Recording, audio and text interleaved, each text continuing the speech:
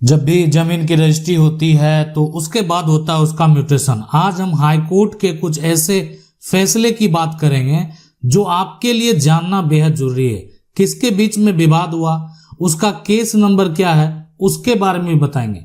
देखें, अगर आप भी कहीं पर कोई जमीन का केवाला लिए हैं और जमीन का आप रजिस्ट्री कराए हैं तो उससे संबंधित जो नियम और कानून है उसको आप जरूर जान लीजिए। जमीन रजिस्ट्री कराने का सही तरीका क्या है और किन बातों का ध्यान देना बेहद जरूरी है, यानी सबसे महत्वपूर्ण बात समझने के लिए यही है। नहीं तो ये चक्कर आपको भी लग सकता है, ये धोखा आपके साथ भी हो सकता है। जमीन रजिस्ट्री और म्यूटेशन में क्या अंतर है, रजिस्ट्री के बाद म्यूटेशन होता कैसे है, जमीन रजिस्ट्री कितने दिन में कैंसिल हो सकती है और रजिस्ट्री कैंसिल कराने के क्या नियम है, ये तीनों महत्वपूर्ण जानकारी है जो आपके लिए जानना बेहद जरूरी है। सबसे पहले यहाँ पर बात करेंगे कि जमीन रजिस्ट्री कराने का सही तरीका क्या है। कि देखें, जमीन यहाँ पर ये जमीन का टुकड़ा है, ये प्लॉट का नंबर 100 है और आप इसको जो है पूरा खरीद रहे हैं, लेकिन ये इसमें जो आप खरीद रहे हैं वो बड़ा भाई से खरीद रहे हैं और लेकिन ये जमीन में हिस्सा छोटा का नहीं है, लेकिन ये जमीन जो भी हो पिता से प्राप्त संपत्ति है, दादा से प्राप्त संपत्ति है, परदादा से प्राप्त संपत्ति है। यानी विक्रेता को जो जमीन प्राप्त हुआ है दादा परदादा से प्राप्त हुआ है। 100 नंबर का प्लॉट ये खरीदने के लिए अब आपको क्या करना चाहिए कि बड़ा भाई से आप जमीन का रजिस्ट्री करवा तो लेंगे, लेकिन गवाह के तौर पर, यानी आपको जो है छोटा भाई से सपोर्ट भी लेना चाहिए। यानी आपको किसी भी हालत में छोटा भाई को या तो गवाह बना दें, सपोर्टर बना दें। इससे होता क्या है कि कल को वो इसके लिए ऑब्जेक्शन नहीं डाल सकते हैं, कल को जो है इस जमीन पर वो दावा नहीं कर सकते हैं, कोई भी हिस्सेदार इस पर दावा नहीं कर पाएगा। इसलिए नहीं करेगा, इसलिए कि छोटा भाई जो है वो इस बात का समर्थन दे रहा है कि बड़ा भाई जो जमीन बेच रहा है वो सही है, तो कल को ऐसा समस्या कभी उत्पन्न नहीं होगा। इसलिए कि अगर ऐसा आप नहीं करवाते हैं तो एक समस्या उत्पन्न होता है कि कल को इस जमीन का दावेदारी जो है छोटा भाई कर सकता है, छोटा भाई का बेटा कर सकता है, उनकी बेटी कर सकती है। यानी जितने उत्तराधिकारी हैं वो इस बात का दावा कर सकते हैं कि बड़ा भाई जमीन जो बेचे हैं पूरी प्रॉपर्टी बेच दिए हैं, जिसमें कानूनी मेरा भी अधिकार होना चाहिए। इसके अलावा दूसरा काम और भी होता है। अब जमीन तो आप खरीद लिए, जमीन का रजिस्ट्री हो गया और इस रजिस्ट्री पर यानी आपने सिर्फ बड़ा भाई का सिग्नेचर लिया है, छोटा भाई का नहीं लिया।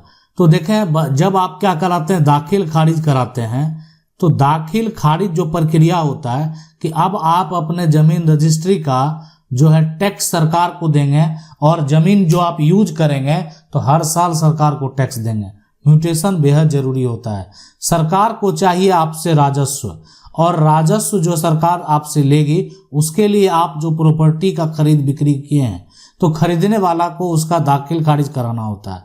या आप पैतृक संपत्ति ही क्यों ना प्राप्त करें, आप पैतृक संपत्ति अगर आपको हक मिला, हिस्सा मिला, तो उसका भी दाखिल खारिज आपको कराना पड़ेगा। तो दाखिल खारिज जो है, अब है कि बड़ा भाई से खरीद लिए, छोटा सपोर्ट नहीं किया था, म्यूटेशन के लिए जैसे ही अप्लाई किए, दाखिल खारिज के लिए जैसे ही अप्लाई किए, तो उस केस में जो है छोटा भाई उस पर ऑब्जेक्शन लगा सकता है, आपका दाखिल खारिज को रुकवा सकता है।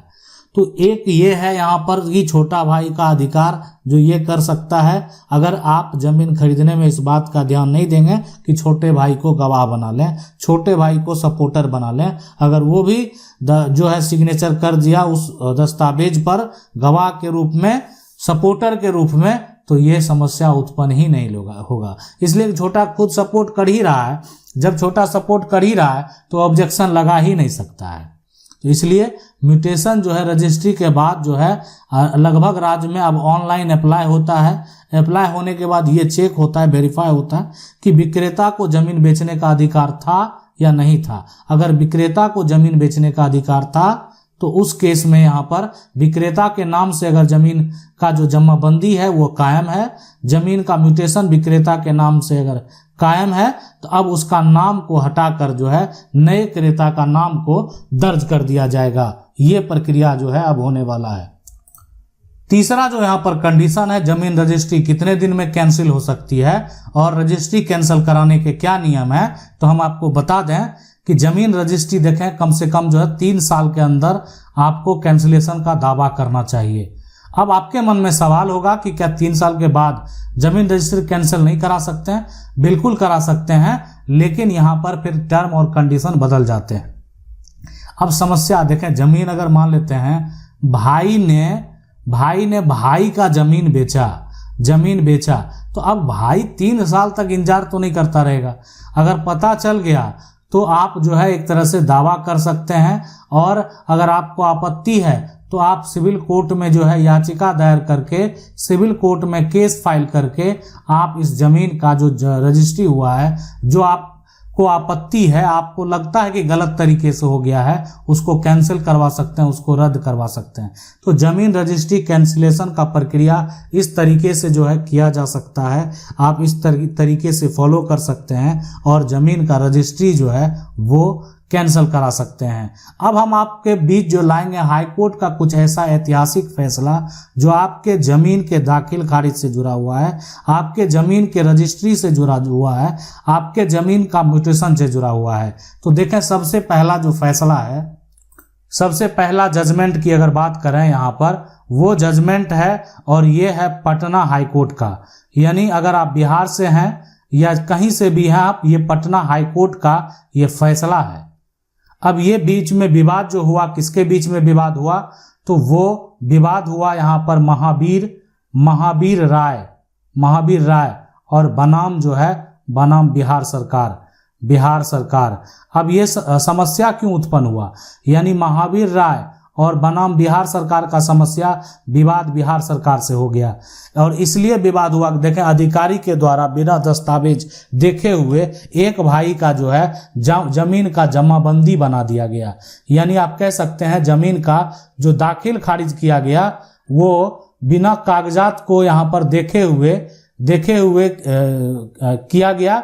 ठीक है, तो दाखिल खारिज अगर गलत तरीके से हुआ है, उसमें अगर कोई अधिकारी गलत तरीके से बिना दस्तावेज देखे हुए ऐसा किए हैं, और उसके बाद जो मजिस्ट्रेट हैं उनके द्वारा उस जमाबंदी को रद्द भी नहीं किया गया, ऐसे में ये मामला जब हाईकोर्ट तक पहुंचता है, इस सारा कंडीशन देखने के बाद यह स्पष्ट होता है कि ये जो दाखिल खारिज है, इसमें अधिकारी ने जो है कागजात को नहीं देखा है, और बिना जमीन का खतियान देखे हुए, बिना जमीन का जो याचिका करता है उसका दस्तावेज को देखे हुए ये निर्णय ले लिया गया कि ये जो है यहाँ पर इसका जमाबंदी कायम हो जाए। यानी गलत तरीके से जमीन का जमाबंदी किया गया, इस जमाबंदी को जो है यहाँ पर रद्द किया जा सकता है। इस जजमेंट को आप पढ़ना चाहते हैं पढ़ सकते हैं, जिसका यहाँ पर जो केस नंबर है वो भी हम आपको बता देते हैं। ये है 25/383 ऑफ 2019।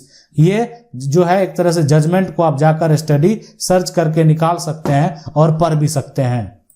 अब हाईकोर्ट का दूसरा फैसला हम आपके पास ला रहे हैं। ये दूसरा जजमेंट है जो आपके जमीन रजिस्ट्री और म्यूटेशन से ही संबंधित है। ये जजमेंट भी आप जाकर जो है पढ़ सकते हैं। ये दूसरा जजमेंट भी वो यहाँ पर जो है पटना हाईकोर्ट का ही है, पटना हाईकोर्ट का ये फैसला है। और ये जो बीच में विवाद हुआ था एक का, उसका नाम है यहाँ पर विपिन बिहारी सिंह, और विपिन बिहारी सिंह बनाम जो है यहाँ पर हो गया ये बिहार सरकार। अब इसके बीच में फिर विवाद होता है, विपिन बिहारी सिंह और दूसरा जो है यहाँ पर बनाम जो जिसके बीच में विवाद हुआ वो बिहार सरकार। अब ये जजमेंट में भी आपको जो है भूमि म्यूटेशन से संबंधित मामला है। अब जैसे क्या होता है कि जो अंचल अधिकारी है, राजस्व अधिकारी है, सर्कल ऑफिसर है, सीओ है, वो अगर गलत तरीके से किसी को जो है एक तरह से किसी को कागजात बना दे, है ना, कागजात तैयार कर दे, और उससे संबंधित ये जजमेंट है। ये जजमेंट हाल का यानी 2023 का ये फैसला है, आप जाकर देख सकते हैं। और जो मजिस्ट्रेट हैं, एडीएम है उनके द्वारा भी किसी प्रकार का कोई भी कार्रवाई नहीं किया गया। गलत तरीके से भूमि का म्यूटेशन का आदेश दे दिया गया। जिस जमीन का म्यूटेशन नहीं होना चाहिए उसका आदेश दे दिया गया। अब आपकी जमीन है, मान लेते हैं कोई ऐसा जमीन है जिसका म्यूटेशन नहीं होना चाहिए और दूसरे को उसका म्यूटेशन जो है गलत कागजात के आधार पर कर दिया। इस तरह के मामले, इस तरह के जजमेंट आपको कोर्ट में देखने को मिलेंगे। तो लेकिन आपको सतर्क रहने की जरूरत है। अगर आप जो है किसी विवाद में नहीं फंसे हैं, आप जमीन को खरीदना चाहते हैं, तो आपको ये सारा ध्यान देना पड़ेगा कि जमीन में कितने हिस्सेदार हैं, किस प्रकार की जमीन को आप खरीद रहे हैं। जमीन पैतृक है या जमीन जो है अर्जित है।